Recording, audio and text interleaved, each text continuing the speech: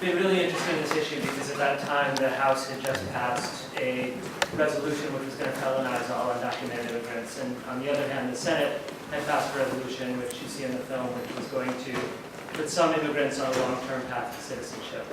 And the key, legal drama behind this story and the story of all these people is that there's, for people who cross the border, there's, with little exception, no way of ever legalizing. During the time of those protests, I was speaking to a Bolivian housekeeper who works for a relative of mine and was practicing my Spanish, and talking to her about how much I supported the immigrants' rights movement, and she, how great it would be, if she could get legalized and all the other people in her position. And she told me, well, it'd be great for me, but I have this friend who really needs to get her papers and has been trying to get her papers forever because her daughter's, really sick and she hasn't seen her for 6 years. And so, that's an example of a person that really needs to get her papers. And so I asked if I could meet her. The two of them, the two Bolivian housekeepers, one was Carmen, the other's name was also Carmen, went to the protest together.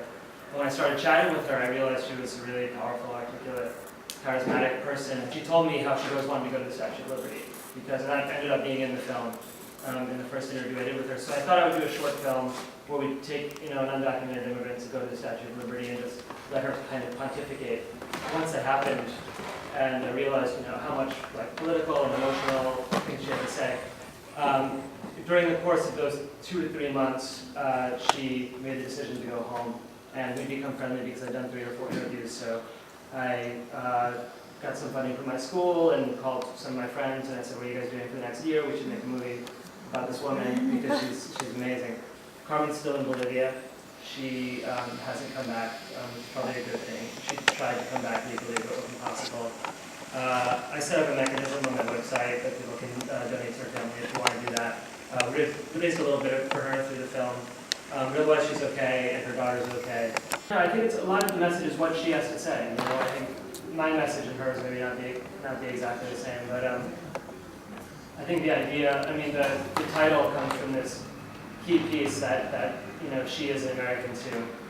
And to me, I guess what that means is that not only is everybody in America, an American, and everybody in the Americas American, but beyond that, maybe we should not even think of ourselves as American or Bolivian or Chinese. Maybe we should just be human beings. And there's still editing work that needs to be done because it's broadcast in a couple of European countries and they want a different length version or they want something changed. So editing goes on and on forever. We showed at a lot of film festivals all over the country and all Latino film festivals and some in Europe and stuff. And but the main focus has been kind of activist work because I come from an activist background. It's very much like an advocacy film, even though, to me anyway, even though it's a drama, I guess. And so we show it at colleges all the time. I'm still actively doing that. It's one of the few sources of income, from a movie like this.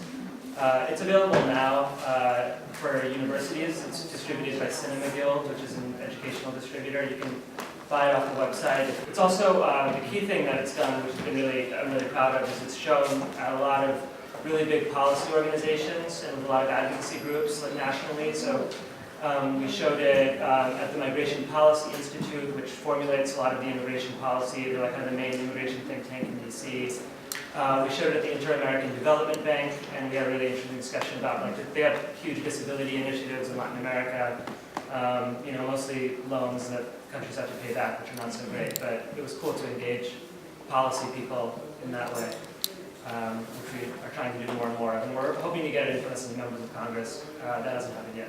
So if you know how to do that. I really went down home into this film. It was my first long film.